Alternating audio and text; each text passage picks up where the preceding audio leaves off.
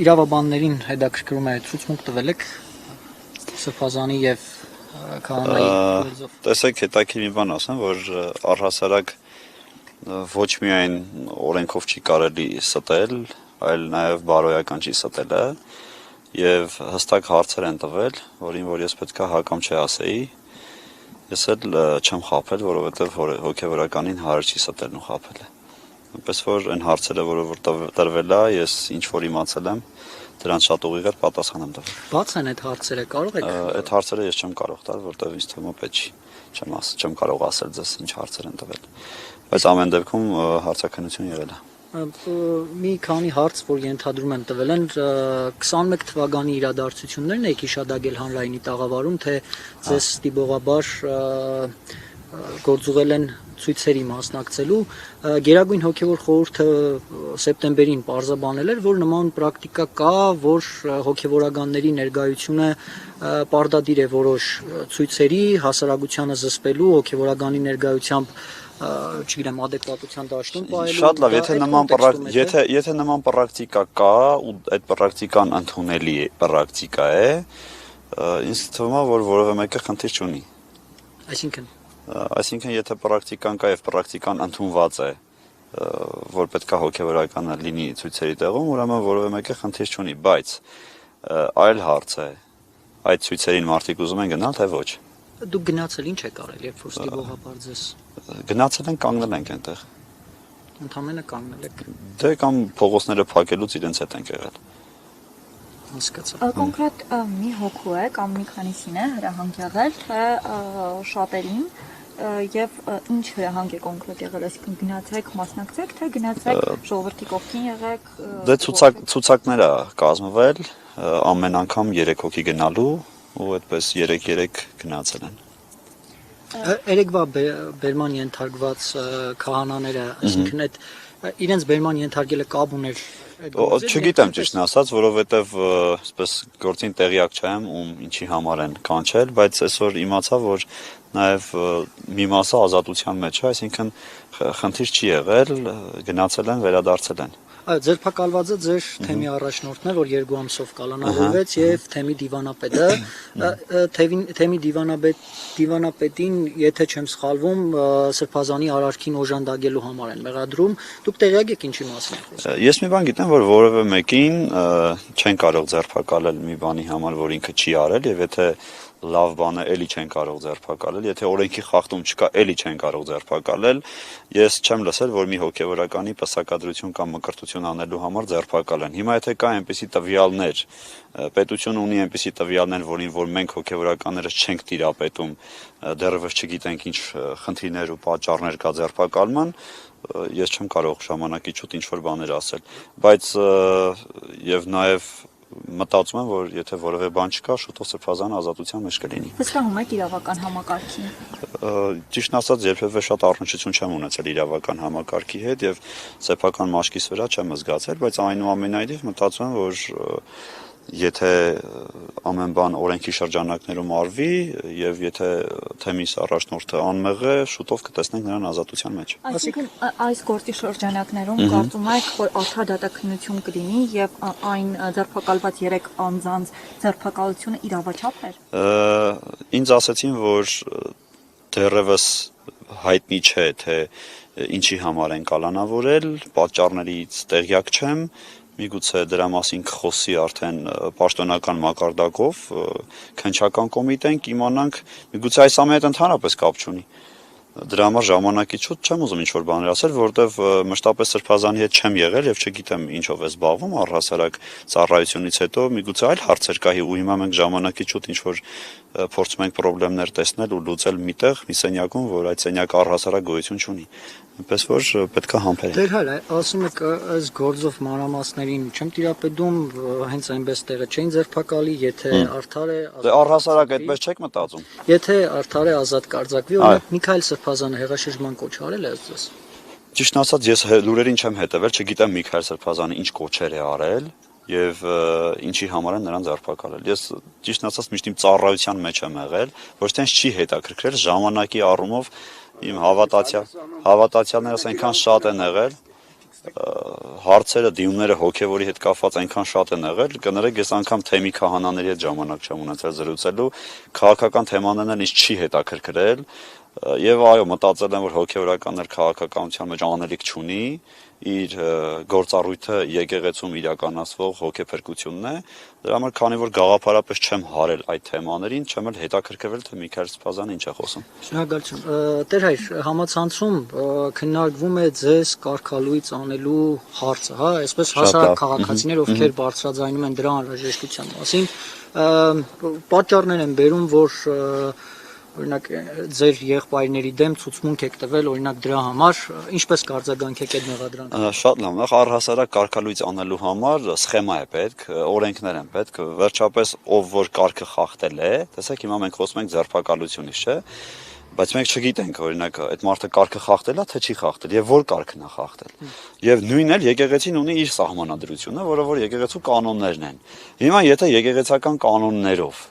Եվ տեսեք այդ դեպքերն ու իրադարձությունները ինձ կարգապահական տանելու եւ այնտեղ կարգալույծ անելու միջև այս դեպքերն են եղել, այսինքն ես չեմ ուզենա որ դուք այս դեպքերը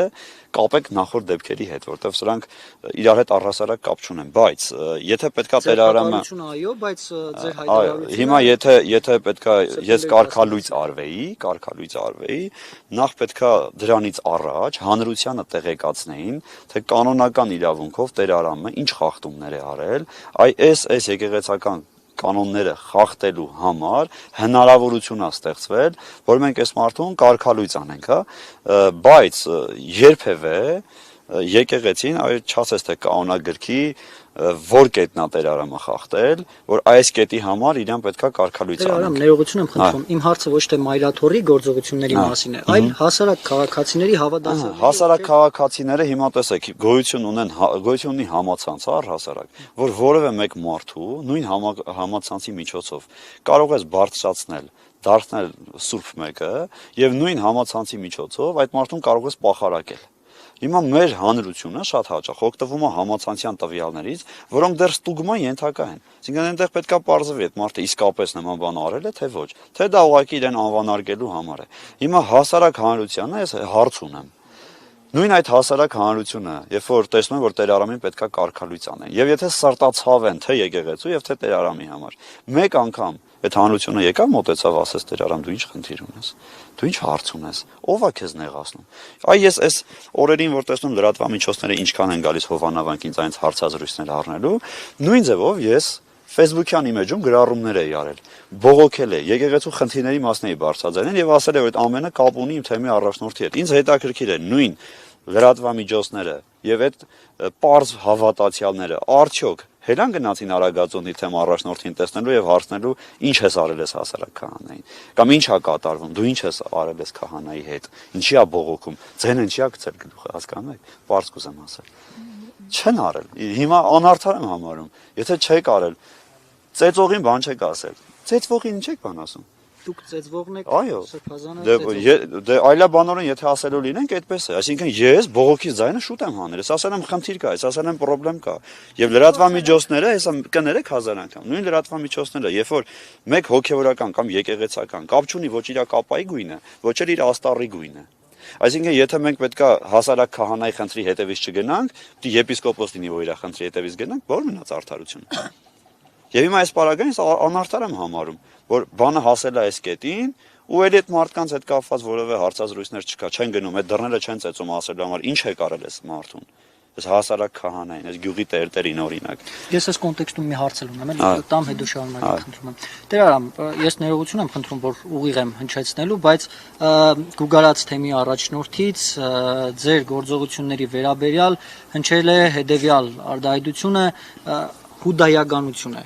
հուդայություն է կամ այսպես, հա։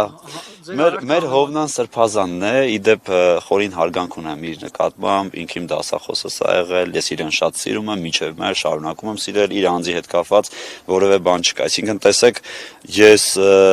այս ամեն ինչը երբ որ սկսել եմ, ես եկեղեցու մեջ թշնամիներ ման չեմ եկել։ Նրանք իմ հոգևոր հայրերն են, իմ հոգևոր եղբայրներն են,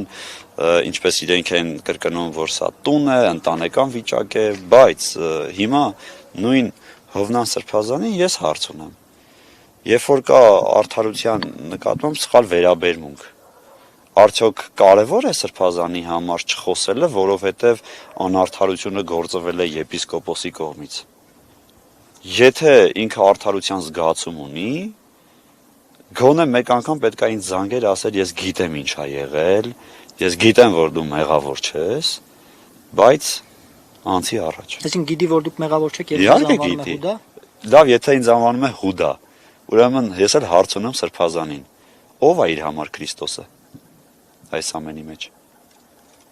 Լավ, եկեք ուրիշ բան մտածենք։ Հուդան ում մատնեց։ Հիսուսին, իսկ Հիսուս արդար էր, Հիսուս մեղավոր չէր։ Դուք հիմա ինձ ուզում եք ասեք, որ այս եկեղեցու մեջ կա մեկը, որ Հիսուս է։ Ուզում եք ասեք, այս եկեղեցու մեջ կա մեկը, որը որ արդար է ու ինքը մեղք չի գործում։ Հասարակ սարկավագից մինչև կաթողիկոս, ուզում եք ասեք, որ անսխալական են, ուզում եք ասեք, որ կաթողիկոսը սխալներ չի անի, եթե իրեն հարցնեք, ինքն էլ կասի, որ անում է։ Ուրեմն, եթե կա մեղք, կա նաև անարդարություն, ու անարդարությունը իր տակ արդեն հիմքում ունի մեղք։ Եվ հիմա իրենք իսկ իրենց արդար մեկը չեն համարում։ Իրենք է գիտեն, որ իրենք սխալներ են անում։ Ուրեմն ես ում դեմ եմ մեղք գործել։ Եկեղեցու թե անհատի։ Այսինքն Տեր Արամը չի ներկայացնում եկեղեցին, բայց եպիսկոպոսը ներկայացնում է եկեղեցին։ Տեր Արամ, ձեր ասածը հասկանալի է, բայց այս հարցն է առաջանում, էլի,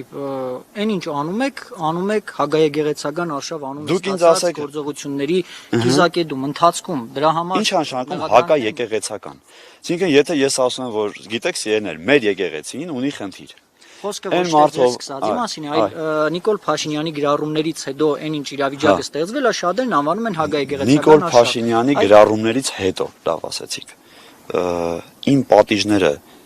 Նիկոլ Փաշինյանի գրառումների հետ ինչ կապ ունեն։ Այսինքն Մկրտիչ եպիսկոպոս Պռոշյանը սկսել է ինձ պատիժներ տալ, որովհետև Հայաստանի Հանրապետության վարչապետը սկսել է խոսել։ Ես ուղղակի տրամաբանական կապը չեմ կարող տեսնել։ Եվ միջև Հայաստանի վարչապետը կխոսեր այս ամենի մասին, արդեն այս ամենը սկսված էր։ Մարդիկ հիմա հարց են տալիս, ասում են, ինչի հիմա սկսեցիր։ Ես այդ հարցին հարցով կպատասխանեմ։ Իսկ ստորացումներն ու պատիժները ինչու հիմա ուժ գնացան։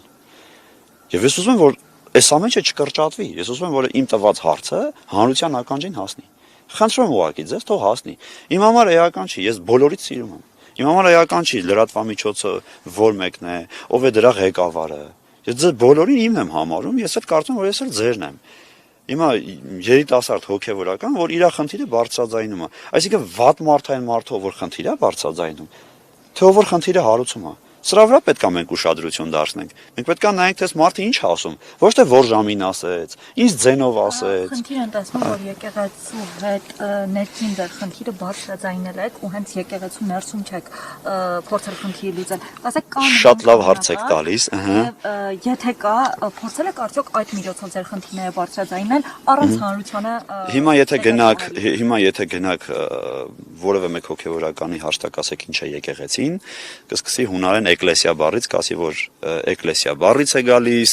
նշանակում է մարդկանց հավաքատեղի, ժողով, եւ այդ ժողովի մեջ, եւ այդ ժողովին կարող են մասնակցել ոչ միայն հոգևորականները, այլ նաեւ աշխարհականները։ Հիմա տեսեք, դուք լավ բան ասացիք, քրիստոնյա հանրությանն է այս ամեն ինչը հետաքրքրում։ Արդյոք այդ քրիստոնյա հանրությունը եկեղեցի չէ։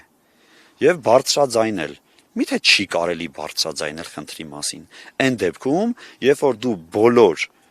դռները ծեծել ես, եկեղեցու հոգևորականության մասով եմ ասում, այսինքն բոլոր հոգևորականները, որ պիտի այս հարցը լուծեին եւ չեն լուծել, այսինքն ուզում էին լուծել, բայց այդ ցանկությունը իմ պատկերացումների հետ առհասարակ կապ չուներ, ոչ էլ արդարության հետ։ Եվ ես ստիպված դիմել եմ եկեղեցու մյուս կեսին, որը որ ժողովուրդն է։ Հիմա եթե մենք, ասեք շատ իհարկե դիմել եմ։ Ինչպես է դա տեղի ունեցել, ո՞րն է կանոնակարգ եկեղեցու, որ կարող է խնդիրները բարձրաձայնել։ Տեսեք, նախ ում հետ որ ես կոնֆլիկտ ունեցել եմ, ես անընդհատ փորձել եմ իր հետ այդ կոնֆլիկտը հարթել։ Տարբեր ձևերով։ Անկամ այն մարդիկ, ովքեր որ իմացել են կոնֆլիկտի մասին, եւ բարեկամ են եղել եւ ինձ,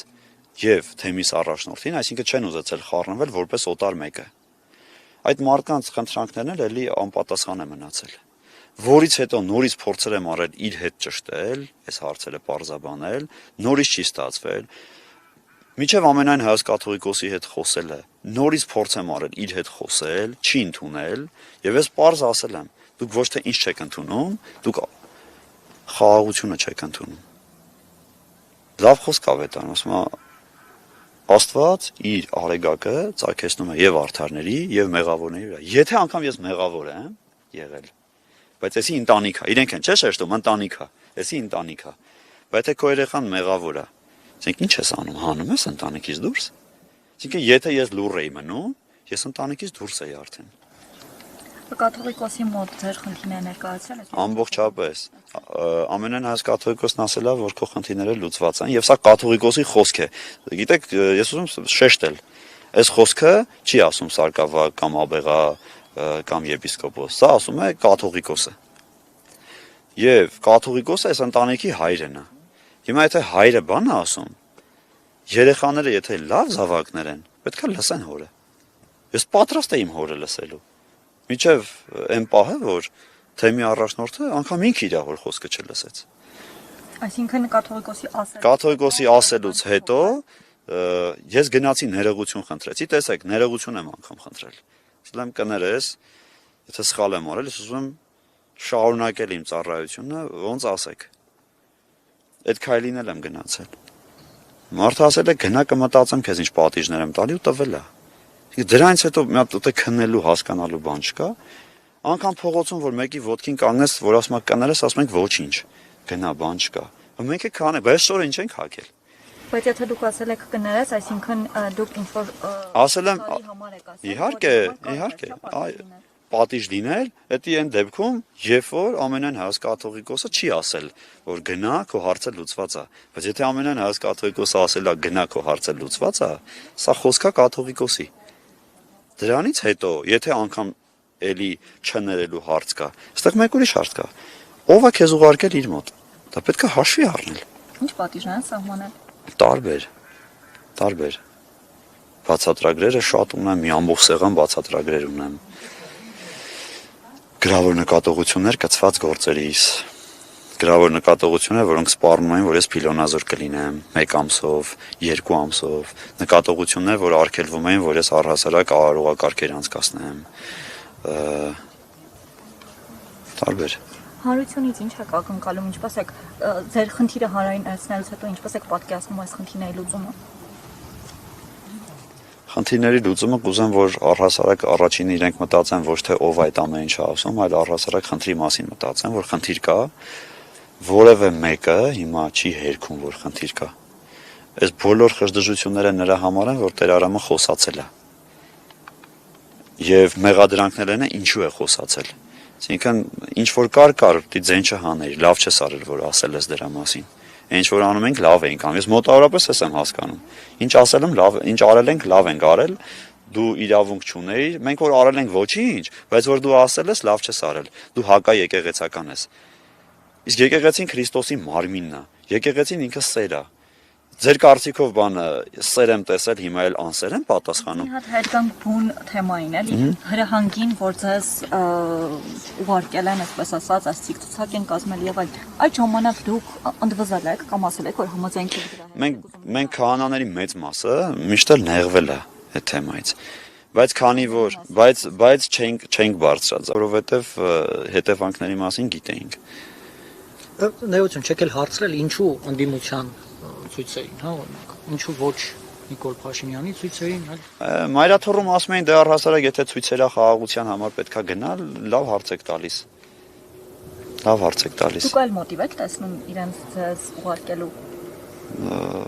Գիտեք, այն ցուցակները, որ կազմվել է գնալու համար, ով գնար չգնար, ես մեջն էի միշտ։ Այո, այլ մոտիվներ տեսնում եմ։ Ինչ մոտիվ եք։ Քանի որ ես վարչապետի ընտանիքի հետ կապ ունեի 21 թվականին։ Այո, 20 թվականից սկսած։ Կապ ունեի, իրենց թույլտվությամբ կապ ունեի։ Սա էլ է կարևոր շեշտել։ 5 անգամ ես այդ ընտանիքի հետ կապի եմ դուրս եկել։ 20 թվականին գրառումներ կային ձեր Facebook-յան էջից սկրինները Ինչերը, ասեք։ Փորձեմ գտնել միասին։ Եթե այդպես մոտավոր հիշում եք, ես կճշտեմ։ Մինչդեռ ես մի հատ հարց տամ, էլի իշխանամարտ շրջանակների վերլուծաբաններն այսպես ասած ասում են, որ ձեզ առաջարկել են կաթողիկոս դառնալ։ Այս շատ լավ հարց եք տալիս։ Ես չեմ կարող կաթողիկոս լինել, Առաջինը, որովհետև ես իմ հոգևոր մաքրության առումով ինձ այդքան մաքուր չեմ համարում կաթողիկոս լինելու համար։ Երկրորդ, ես ամուսնացյալ հոգևորական եմ, ունեմ ընտանիք, չեմ պատրաստվում ընտանիքս թողնել կաթողիկոս դառնալու համար։ Սրանք ուղղակի խայծեր են։ Այն ինչ որ ես ունեմ, շատ ուրախ եմ ունեցածով, գոհ եմ ինչ որ Աստված ինձ տվել է, եւ նման ակնկալիքներ, ցանկություններ առհասարակ չունեմ։ Թող սա հանրությունը լսի, ես չեմ ուզում կաթողիկոս դառնալ։ Եթե նման առաջարկ լինի, այնուամենայնիվ ինչ որ բան փոխվի, ասեմ, կաթողիկոս լինելու, կարծում նման առաջարկներ չեն լինի, դրա մասին վարչապետը անգամ խոսել է։ Այնպես որ պետք չի տանել կապել ինձ այս ամեն ինչի հետ։ Լավ։ Դրա մի այսպիսի սկրին կա։ Այս ձեր գրառումն է, թե ինչ որ կեղծ բան է։ Դա իմ գրառումը չի, հումոր կլուբ, ես այստեղ ուղղակի ծիծաղացել եմ։ Հա, ինչի մասին է սա։ Չգիտեմ ինչի մասն է, չեմ էլ հիշում, թեման ամբողջությամբ չեմ էլ կարդացել։ Հա, այսին ձերն է ամեն դեպքում, էլի։ Եթե Facebook-յան էջիմներ, այո, կեղծ չի։ Դե հայ Միջև ասեմ ավելին, չէ, հիմա դուք օգնում եք ինձ, անգամ իմ Facebook-յան էջում վերջին ամիս ու կես առաջ ես վարչապետի հետ կապված գրառում եմ արել, որտեղ ինքը խոսում էր ամուսնացյալ քահանաների մասին, ու ես դրա հետ կապված գրառում եմ արել։ Ես էլ եմ ասում, ես ինչ որ խոսում եմ, ես չեմ ուզում որ դուք այդ ամեն ինչը քաղաքականացնեք։ Այս ամեն ինչը եկեղեցու համար է, այս ամեն ինչը եկեղեցին ավելի լավը դարձնելու համար է, եւ եթե որևէ մեկ հոգեվորական ճնշված է եկեղեցու մեջ, խեղդվում է եկեղեցու մեջ եւ չի կարողանում իր ծառայությունը իր ժողովրդին բերել, որտեղ խանգարողը հենց եկեղեցու ներսի հոգեվորականներն են, ես կարծում եմ, որ մենք եկեղեցին ավելի շատ պետք է սիրենք, քան այդ անհատին, որ խանգարում է եկեղեցու բնականon կյանքին։ Համաձայն եք Փաշինյանի գործողությունների հետ, մտքերի հետ, եկեղեցու հետ կապված։ Ճիշտն ասած չեմ էլ իմանում շատ ինչա խոսել եկեղեցու հետ կապված, մտքերի հետ կապված, միայն այդ կաթողիկոսական այդ տեխնացուի հետ կապված, որ կարող էին ինձ հետ կապել, այդպես ուսումնասիրել եմ ու մի քիչ ծիծաղս եկել է։ Ուղղակի տրամադրությունս բարձրացել է ես եւ կաթողիկոս էլի։ Այսքանով։ Մնացածը տեղյակ չեմ։ Փաշինյանը պնդում է, որ հասարակության օգտն է խախտել կաթողիկոսը եւ դրա հիմքով կարծես թե ուզում է, որ կաթողիկոսը այսպես ասած շակերտներում հրաժարական տա։ Դուք առհասարակ բազմաթիվ գրառումներ են նվիրել եկեղեցուն, կաթողիկոսի անձին եւ եկեղեցուն բարեփոխումներին, իր պատկերացումներով բարեփոխումներին։ Այս ամենին ինչպես եք դուք վերաբերվում։ Տեսեք, հիմա ասում եք Հայաստանի վարչապետը ասել է ընտանիք ունի։ Որ մի բան չունես, չեն էլ կարող ասել, որ ունես։ Եթե ասեն էլ կհերքվի։ Հիմա ես հավատում եմ, վստահում եմ, որ այդպիսի բան չկա, ու շուտով մայրաթորն էլ հերքելու է սա։ Դե թող ասեն, որ Տեր Արամը, չգիտեմ, ասենք վիրաբույժ է։ Թող ասեն, որ վիրաբույժ չեմ, ինչ անեմ։ Ոնց են հաստատելու։ Հաստատի հերքում չի եղել այս պայմաններում։ Դե թող հերքեն, չգիտեմ։ Այս պայմաններում վարչապետի գործողություններն ու պահանջները եկեղեցուց ճիշտ եք համարում։ Գիտեք ինչ կա, դա ինքը կիմանա, երբ որ ասում է, ես չգիտեմ ինչու է ասում նման բան։ Բայց ամեն դեպքում պետք է հերքել։ Որպես հայ մարդ, որպես եկեղեցական, ինչի՞ չէ, ես էլ եմ սպասում, որ իմ հորս անունը եթե արատավորում են, թող ասի, որ նման բան չկա։ Նայեցեք, դուք ինձ ճիշտ չեք հասկանում։ Խոսքը ոչ թե կոնկրետ կուսակրոնության ուխտը խախտելու մասին է, այլ վարչապետի մակարդակով դրա մասին խոսելու եւ դրանից ելնելով որոշակի պահանջներ ներկայացնելու կաթողիկոսին որպես վարչապետ։ Դուք սրա վերաբերյալ որպես հոգևոր Խնդրո առարկան, այսինքն որն է, որ ընտանիք ունի, ըստ վարչապետի, հա, բայց հոգևորականների կողմից, մայրաթորի կողմից ավելի շատ շեշտվում է երկրի ղեկավարի վարչապետի Տեսեք, դա երկրի ղեկավարի կարծիքն է, խոսքն է, եւ դա կարող է, այսպես ասեմ, դրա մասին խոսել երկրի ղեկավարը կամ վարչապետը։ Ես իր ասածների մասով չեմ ուզում մեկնաբանություններ անել։ Եվ սխալ էլ կլինի, որ ես իր ասածների հետ կապված մեկնաբանություններ անեմ առհասարակ, բայց ես որպես եկեղեցական ես գիտեմ, ես հավատում եմ, որ նման բան չկա, եւ կարող է ուղղակի ասել, որ նման բան չկա։ Հիմա կասեն, չեն ասի, չգիտեմ։ 2 ամիս առաջ Էջմիածնում տեսել եք երևի ինչ տեղի ունեցավ ԱԱԾ-ն, որ Այնտեղ եմ եղել։ Գնայք տեղը խառնեցի։ Մայրաթոռում։ Մայրաթոռում, հա։ Բայց էսի մեր խնդրի հետ ուղղակի տան շատ կապ չունի, էլի հիմա եկեղեցու հետ կապված ինչ հարց կա, այս փաստորեն պետքա պատասխանեմ։ Ես կուզեի ձեր վերաբերմունքը, քանի որ դուք հանդես եք գալիս, ասես ասած, եկեղեցու վերաբերյալ խնդիրները բարձրաձայնողի դերում, կուզեի նաև Ինչի համար էին եկել, չեմ հիշում։ Եկել էին կոնկրետ Միքայել Սրբազանին ձերբակալելու։ Միքայել Սրբազանին ձերբակալելու։ Ճանապարհներ այլ տեսնում էի ձերբակալության համար։ Էլի եմ ասում ինֆորմացված չեմ ինչու հենց այնտեղ։ Արդյոք Միքայել Սրբազանը գիտեր, որ այդ օրը ձերբակալելու են թե ոչ։ Չգիտեմ, չեմ կարող հստակ պատասխան տալ։ Իրավապահների գործողությանը որևէ գնահատական չունես որպես հոգևորական, քանի որ ԱԱԾ-ն ամեն դեպքում մտել էր մայր։ Նորմալ չեմ համարում դա, իհարկե։ Լավ բան չեմ համարում։ Ճանապարհին կարելի էր ձերբակալել, Գյումրի մտնելիս կարելի էր ձերբակալել, բայց Մայրաթոռում նման բաները ճիշտ չեմ համարում։ Իսկ հենց ձերբակալության փաստը, այսինքն իրավական տարբեր մեխանիզմներ կան իրականում մարդուն հարցաքննելու, մեղադրանք առաջադրելու եւ այն հենց ձերբակալելու եւ նման աղմուկով ԱԱԾ-ի միջոցով դուք չեք համարում, որ սա հարված էր եկեղեցուն եւ հոգեվորականների համբավին հանրություն։ Ես մի բան ասեմ, ես հենց որպես հոգեվորական եմ սրա մասին խոսում։ Հոգեվորականը անձեռնմխելի չէ։ Եթե այնպիսի արարք է կատարել։ Հիմա տեսեք, ես հիշում եմ, որ Ռոբերտ Քոչարյանի ժամանակ եպիսկոպոս ձերբակալվեց։ Արդյոք գրառումներ տեսել եք եկեղեցու կողմից այս հարցի հետ կապված մեկնաբանություններ։ Ես էլ չեմ հիշում, չգիտեմ։ Հիմա խոսենք նրա մասին, որ հոգևորականը ինքը անձեռնմխելի անձ չէ, նաև մեղավոր մեկն է, որ կարող է մեղք գործել, այլոց նկատմամբ, մարդու նկատմամբ։ Ես չեմ ուզում սա միայն Միքայել Սրբազանի մասով ասել, առհասարակ ասել։ Հիմա եթե ես կգնամ փողոցում մեկին վնաս կտամ, այսինքն ինձ ձերբակալելուց հետո ես չեմ ուզենա, որ հանրությունն ասի հոգևորականա ձերբակալվել։ Մատ ուզում հասկանալ լավ ինչա ձերբակալ, կարող ես բան եմ արել, իրոք ձերբակալման ենթակա էի։ Մի հատ էլ ցմա ազատացեկման։ Այնպես որ եւս առավել որ հոգեվորական է, ուրեմն եթե ինքը պետքա ոմանց ասի, որ չի կարելի մեղք գործել, ինքը եւս գոնե մեկ քայլ այն հասարակ մահկանացուից, չնայած մենք ամենահասարակ մահկանացուներն ենք, պետքա մի քայլ գոնե առաջ լինի։ Եվ եթե արել է մեղք է գործել, հանցանք է կատարել մեկ ուրիշի նկատմամբ, ուրիշի կյանքի մեջ որևէ, չգիտեմ, կարգ խախտել է, ազատությունից զրկել է, իրավունքները սահմանափակել է, եթե օրենքը թույլ է տալիս, որ ձերբակալվի, ուրեմն կապ չունի հակի ինչ որա, պետքա ձերբակալվի։ Սրա մասին ձերբակալողը չպետք է մտածի։ Սրա մասին հանցանքը գործողը պետք է մտածի, թե ինքը ինչ կարգավիճակ ու ստատուս ունի։ Անի այդ բանը, թե չանի այդ բանը։ Շատ լավ, մեկ էլ ձեր հարցաքննության մասին, էլի, երեք մենք խոսեցինք, մոտավորապես ժամը 3-ն էր, դուք ասացիք պետական մարմնից որևէ։ Ես երեկոյան ուշ եմ հրավիրվել այնտեղ։ Այսինքն հենց հրավիրվել ու միանգամից գնացել եք։ Այո։ Ինչքան է մոտավոր տևել հարցաքննությունը։ Ժամուկես։ Որ